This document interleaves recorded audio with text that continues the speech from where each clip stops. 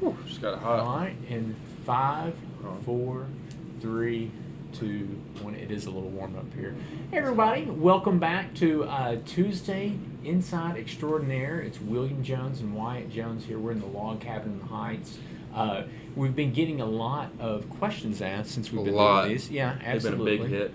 And a lot of people have not, just had some questions about value in jewelry, what makes stones precious, and some different things like that. So you can't really see it behind me, but that's my gemology degree and the other stuff on it. And then myself and Wyatt were also gemologists, and then we have a few and throughout the company, almost in every single store.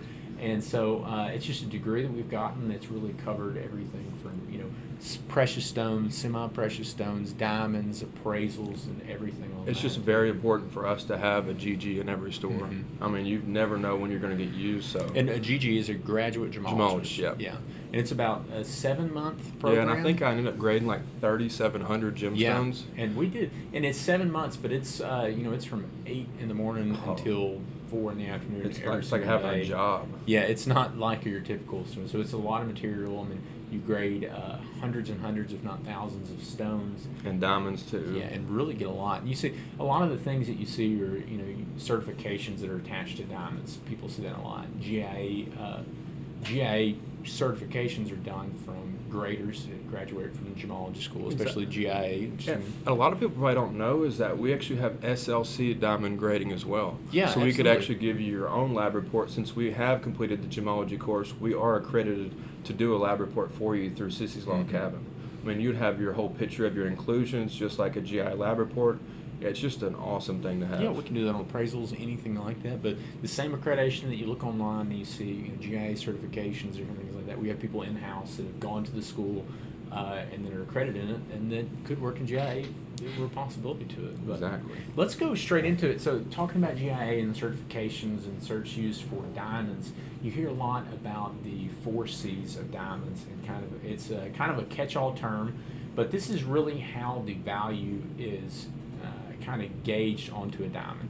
And the first is going to be the cut, and you can see there's differences in actually how a diamond can be cut. So one being like too shallow, one being too deep. I mean, you have a lot of different variances that can happen on a cut. Yeah, and let's go back over here to the jewelry camera. I've got a little pad here.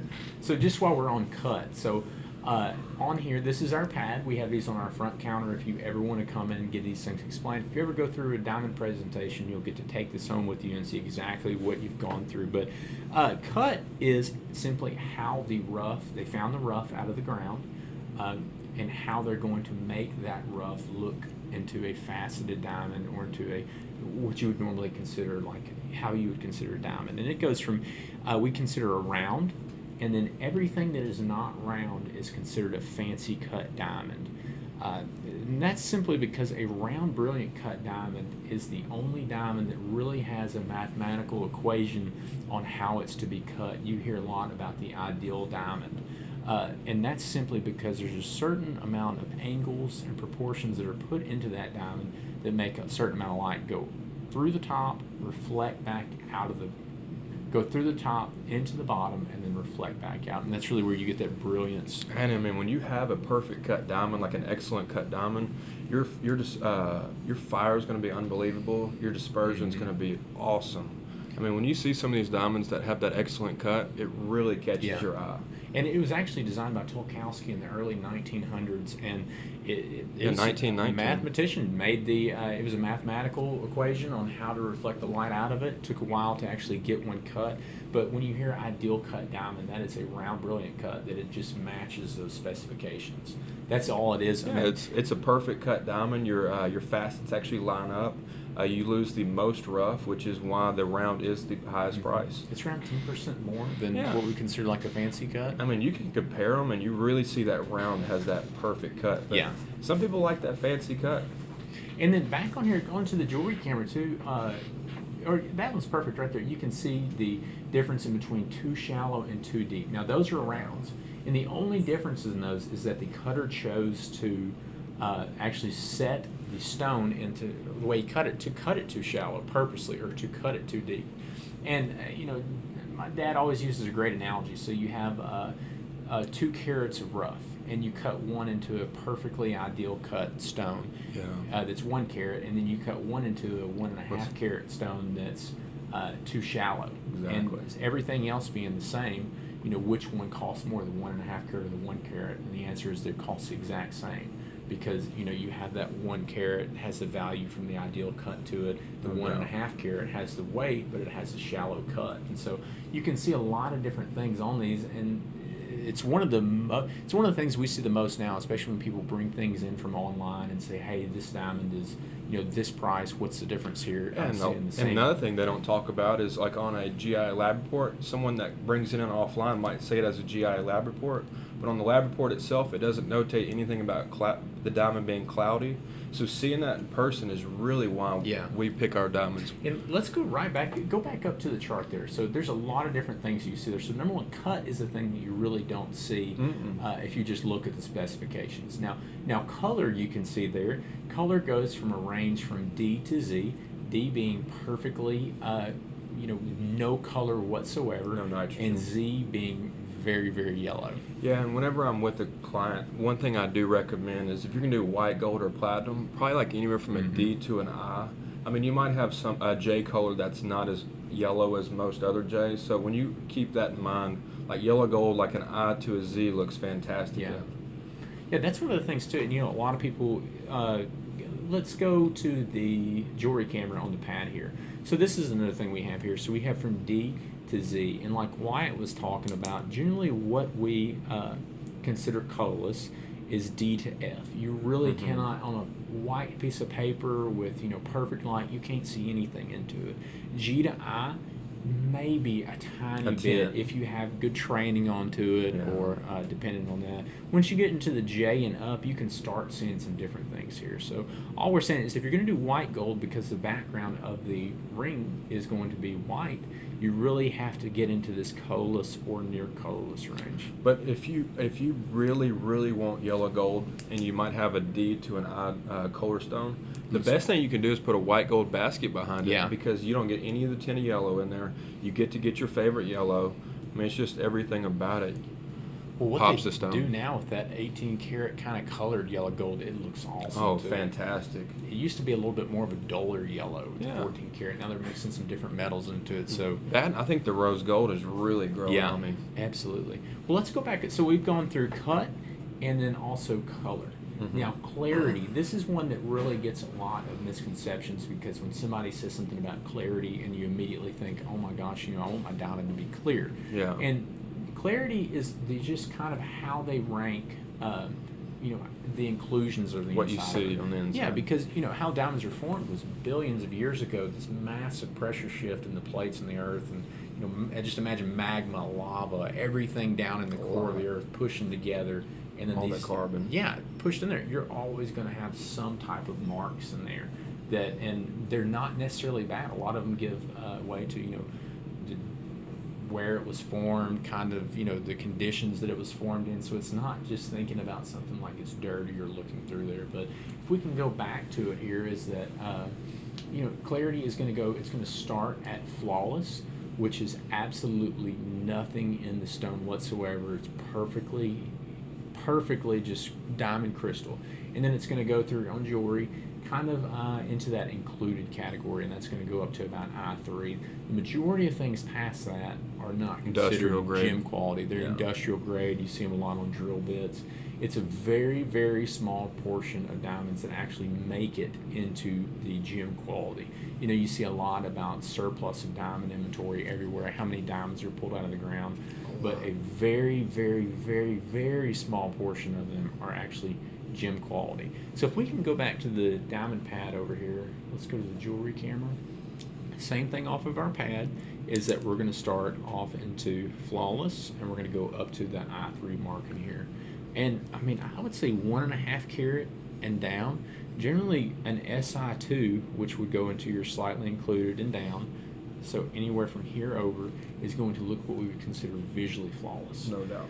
So, looking on your hand, you're not going to see anything into it. And There's not going to be that spot you see, Yeah. it's on your finger and it just drives you crazy. It's going to be something you don't see.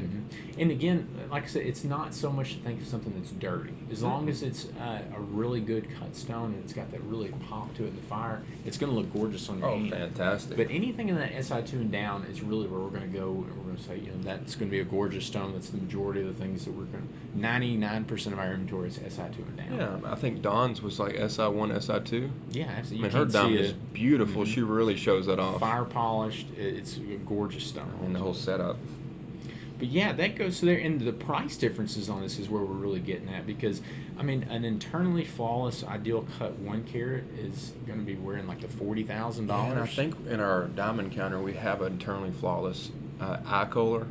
I mean, for me, something flawless, you're paying for something you really don't see. It's all up to the person. So if you're really, wanting to just to get the diamonds can go anywhere from, you can get bougie and get, make it look really big and get a lot of diamonds on there, or you can get really, really fine and get a very small diamond that is very, very valuable. Very valuable.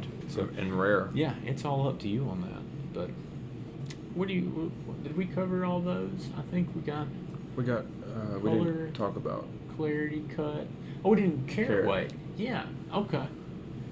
So carat weight is just the unit of measurement that we use for diamonds and precious stones. Not to be confused with carat weight of gold, which starts with the K. C is for diamonds on here, but we'll get into it a little bit more. But these are really the factors that give you a lot of value to it. And one of the craziest things about diamonds, especially somebody who's not, if you've never shot diamonds before, is that you can have 15 diamonds and every single one of them be a completely different price. And so it's really overwhelming to have to deal with there. So we really use a mixture of these. Like I said, if you want to get your best bang for your buck and your best value, that SI2H right in the middle of it's always there. You went over the 4 C's. One thing that a lot of people don't understand when they do go by color and clarity, they think the diamonds are all going to look the same, even that they might have the same aspects of it. One thing when we buy diamonds, the main thing we buy is bright crystals. If you have a bright crystal, your GH is going to be unbelievable. Yeah. It's not going to be cloudy. It's not going to be a tint of yellow to it. It's going to be what you imagined your whole life. That's exactly. And that's why when we go buy diamonds, we have to do it in person. You have to look at each and every one of them, because we had a great example of a guy in our Conway store. The manager and I worked with him, and he had found one online that appeared to be a great deal, and he was dead set on it. And like most of you ever see them online, we can get them in the store for you to look at or sell them to you. But once he got it in, the clarity and the clarity grades of it, different clarity grades can have different inclusions. It was extremely cloudy. It was very, very high fluorescence, which makes it glow. Which is something they didn't talk about. And a bad cut. So this was like a $2,000 1 carat, and you couldn't see through it. Yeah, and on those ones that have the UV, when they have all that, they're going to appear a little bit yellow inside. But once you get them outside, they will have that whiter look to them. Yeah, absolutely. It all just depends. That's one of the most important things is go to a place that you trust, do your research onto it, and really look at it in person. Exactly. No matter what it is, you need to make sure it's going to look great, because, that's part of the thing on picking out diamonds, make sure it looks great, something you can keep in the family for a long time. For sure. Diamonds are forever. Diamonds are forever. That's something that I see more every day. And we guarantee all of our certifications. We have gemologists in just about every single store, and so we can handle that all for you.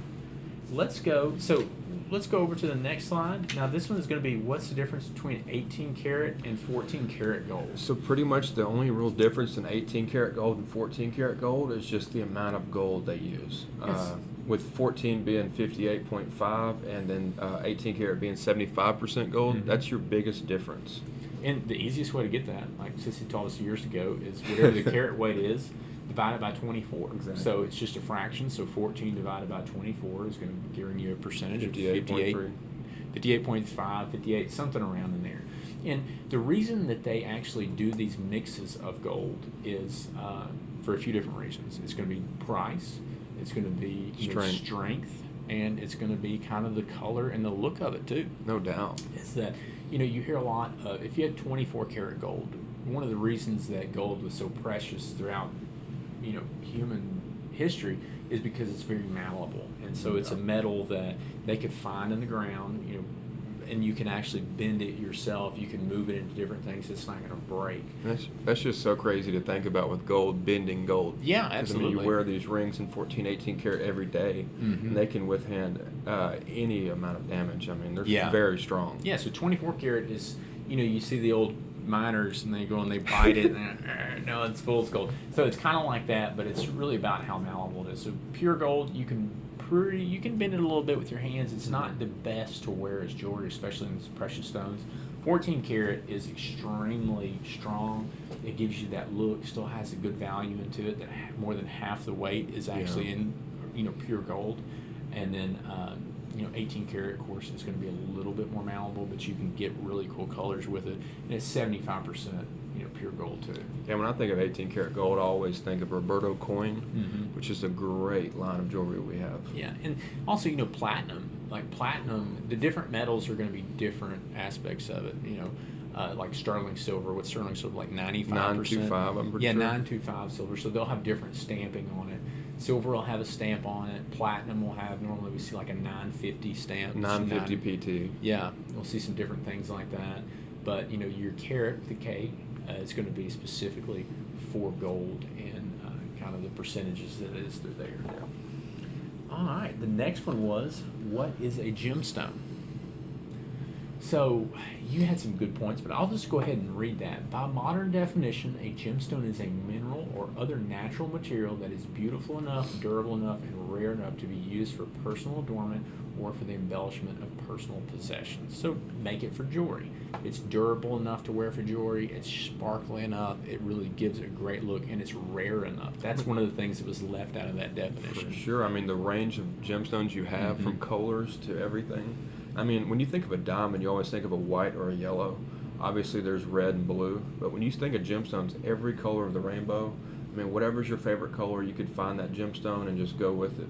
And the cool thing about gemstones is every single one of them, not just, you mainly hear about diamonds, but really get into the history, and every gemstone, like we were talking about with diamonds, in gemstones, a lot of times the inclusions give it more value. Yeah. More value because Like it an actually, emerald. Yeah, exactly. It shows exactly where it was, you know, formed into the earth, at what time range. Really the evidence of how it was made on there, and different ones to it. When I was in GIA school, when we would look inside an emerald cut, we would call it a dirty kitchen. You would want everything inside your gemstone because that would be it's natural. It's a real emerald. Mm-hmm. It gives a lot of break up of the light. It really gives it that glow to it. Exactly, that yellow or that green. But a gemstone, it can be broken down into a few different things. So, you know, your precious gemstones, and that's really what you would consider like your diamond, your ruby, your sapphire, and your emeralds. Then you have your semi-precious stones, which are going to be stones that are not as rare to find, and that generally aren't as durable too. But kind of like your topaz, your aquamarine. Yeah. And a lot of people don't realize we have a lot of quartz here in Arkansas. So, I mean, that's quartz something cool. Quartz is one of the largest classes of gemstones, or families of it. I mean, there's so many different variations of quartz. It's a lot of it's great for gemstones, so they're going to be a lot lower in price. But then again, you also get a lot higher colors. You get a lot of colors. You get more of your designer jewelry that's got, you know, pretty cool designs to it and things. And it goes from there. It also makes you able to just pretty much pick any color and stay within a certain price range. Yeah, I mean, absolutely. you could, if you have a ring just laying around the house, I mean, bring that in. Let's look at some gemstones for it. And gemstones, you need to wear it. Yeah, and it's really cool because, like we talked about the gold and, you know, ancient history, being able to move it and do it with no tools. It's like a lot of these stones, same thing. A lot of them have stories behind them, and you know, properties and legends. It's pretty cool. A lot of history behind it. But let's go to the next one. What is a precious metal? So, precious metals are metals that have a finite supply. So there's only so much gold on the earth. There's only so much silver, and these things, you know, are tradable. The most commonly known ones are the ones you hear coinable, which are like gold and silver. You have platinum, palladium. These are really precious materials that, you know, nowadays are used a lot in technology, computers, wiring, different things like that, because they have really cool electrical properties. And I have a lot of customers that come in and talk about how high platinum is by the ounce. Platinum kind of took a hit because they quit using it in catalytic converters on vehicles, and they also quit using it on computers. Really? So that's the biggest reason for platinum to go down. Yeah. And these are, I mean, they're very, very valuable. So not only do you have, like we went to the carat weight on it. So like if you have a gold ring, so you have 18 karat white gold. So this is 75% of a precious metal. So it will always maintain some amount of value to it. No doubt. It's one of the things that's, throughout history, throughout wars, everything like that, large amounts of wealth and money have been able to be moved and carried on across borders, everything else, because it's able to be worn, able to be put in the pocket, and it trades everywhere. I mean, gold will sell in the U.S., it will sell in the UAE, it will sell in India, every single place in the world values Everybody precious wants it. metals. Yeah. Okay, so what is carat weight? I love the story. This is carat with a C. Now, carob seeds is where these originally came from, and throughout history were a measure to use jewelry. And I'm going to read this off. Because it was believed that there was little variance in their mass distribution. However, this was a factual inaccuracy, as their mass varies about as much as seeds of other species. So it was a seed that was very similar in size. They believed that it was very close to weight to every single one of them. It was just the way that they originally measured them. So it was a little seed of a carob. They'd put it on a scale, and that's how they would measure the stones and different things on that. So carat, it's about the same weight as a paper clip. It's just crazy to think about. Yeah. And let's go. I think it was about 0.2 grams is how it transfers out over there. So, and that's just the way that precious gemstones and things are actually bought and sold, is through carat weight. It's the way it's been done for thousands and thousands, or thousands of years for sure. And it's just a unit of measurement on there. Like I said, don't confuse it with carat, K. It's just crazy to think that 5 carats only weighs 1 gram. Yeah. Seeing how big that 5 carat is. Yeah, Wow. absolutely. It's just a different. So carat's just a different unit of measurement to measure precious stones. The way it's been done for a long time. It originated from a carob seed. Okay. So the difference between carat and carat, we've already kind of gone over that. One of them is used as a Weight of gold. Weight of gold. How much proportion of gold is in there, and one is actually used to measure precious stones and buy and trade them through there too. This is the one we always get, and this, how should I care for my jewelry? Now, I've gotten 2 things on here, because when you bring anything into Sissy's, this is generally what we do, is that we have an ultrasonic and a steamer. Now, these are both for personal use. Ours are a little bit larger here, but 99% of stones can be put into an ultrasonic and a steamer. Now, there's a few that can't. Exactly, like you can't put your silver in the jewelry cleaner. Obviously, we see that every now and then. We have here at Sissy's, we have our own silver cleaner in the back. So if you have your Lagos or your David Yurman or anything else silver, bring that in for us to clean. Yeah, we'll it's also a hit it specialty. with a silver cloth, which really pops it. I know one thing, we give usually on every purchase we give out a free jewelry cleaner, which is a you have one? This works, but I'm going to tell you something.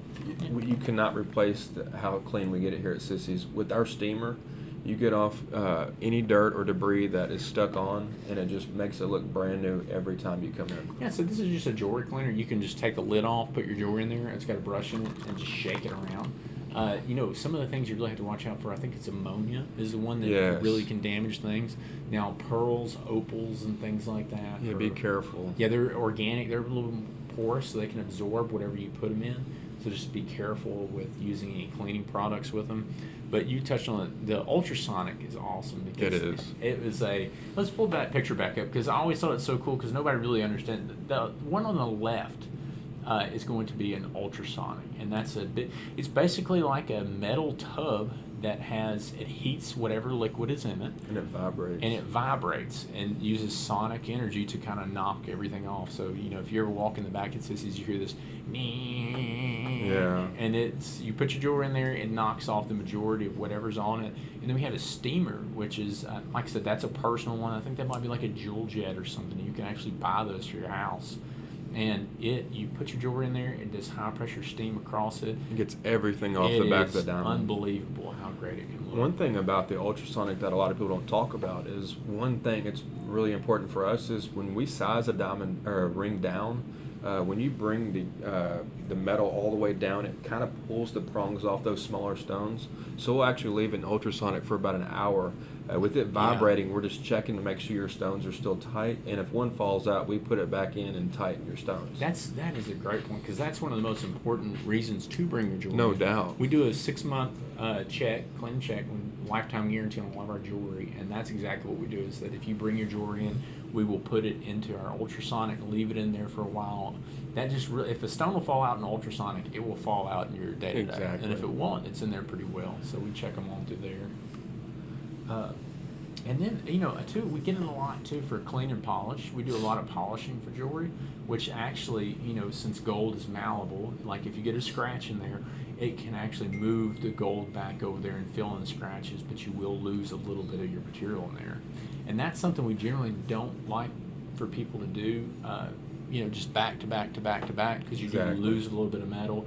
If you ever see somebody who really polishes a lot of jewelry, like the prongs and things that hold their rings and just make your diamonds ring in, weaker. Yeah, it makes your ring weaker. So the best thing to do is take really good care of it. Use an ultrasonic and a steamer. And with us doing every 6 months, we're not over polishing your ring. We're doing a light polish, and especially on white gold. 6 month is very important if you're doing white gold. White gold, with it not being natural, tends to fade back to its yellow.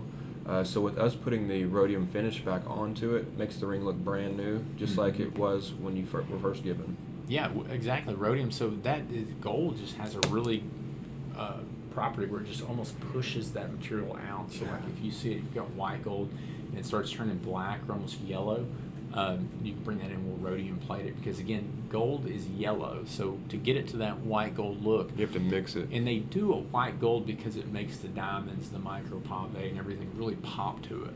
And it's a little bit easier to wear with everything too. It really it's is. just really preferred. Not that yellow gold isn't style-wise making a huge comeback. What I really like with the white gold rings themselves, I've seen more people stack rings with their engagement rings. So I've seen a rose gold band on the outside and yellow gold on the inside. Yeah, I mean, does a lot. The different colors really are what are hot right now. Mm-hmm. You can put as many rings on as possible. The stackable is Let's go back. ahead. Now that we're on it, we've got our website up. So the last one, we were just going to go over checking out engagement rings and different things. So we'll pull up our website and let's go to... is that David Yurman? Those rings are beautiful. That's the David Yurman slider there. So let's go to just engagement rings. And you can check it if you're ever interested in a engagement ring. Really great to get on our website. We've really been working hard on adding a lot of new products to it. And of course, if you have anything on Pinterest or anything, we do a lot of custom. But let's go through. I mean, one of the best ways to go through it is just kind of look around and see the different styles you like, and pick one. I mean, if you like I said, we've got them in yellow gold and white gold. I see solitaires. Solitaires are so popular. What is that yellow right there on the yellow? Gabriel. That's really what we were talking about on the new kind of the 14 karat, gets that really bright 18 karat look to it. That is bright. But if you were to look for an engagement ring, one of the best things you can do, I'm sure 99% of people before they get engaged kind of have some type of idea. Well, they've talked with their significant other many times, because obviously if you're with somebody, all you're thinking about is the future. So I guarantee she showed you a picture. Tell her to send it to you. Yeah. You might be a year or two away from getting engaged, but I mean, having that picture only makes it easier for yourself. You bring that picture in, we have something similar, you get to look at it in person. If we don't have anything like it, that's where we get to our custom. And again, engagement, it's just almost, engagement rings and jewelry itself is really personal. So it's almost like your clothes. Everybody has a different style because everybody lives a different lifestyle. Everybody likes to do different activities. So really pay attention to those. But pictures are fabulous. They help a whole lot. And then bring a picture in. You can just stop by Sissy's, check out our website and see if there's anything you like on there. Check online, get some different ideas of some things you would like to see. But as always, even if you're looking online, come into the store, see it in your hand, the different prices on it. Because one of the things that's so disheartening is you get online, you see one price for something, and the reality is, just like we were saying on diamonds, if you have 15 diamonds, they're going to be all different price ranges. Every single one of them is going to look different.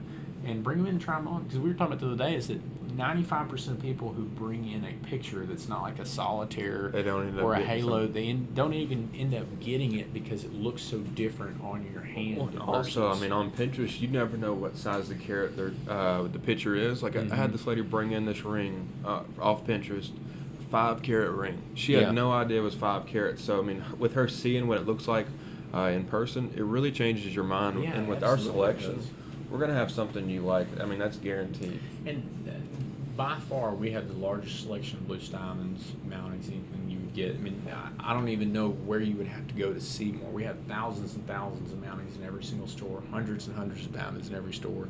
And, I mean, we'll do any type of price matching online. Even if you have a diamond that you found online, we can even get it in for you to look at. That's something that we've done for absolutely. people. I mean, when can you buy something online and see it in person before? Key thing, too, is size.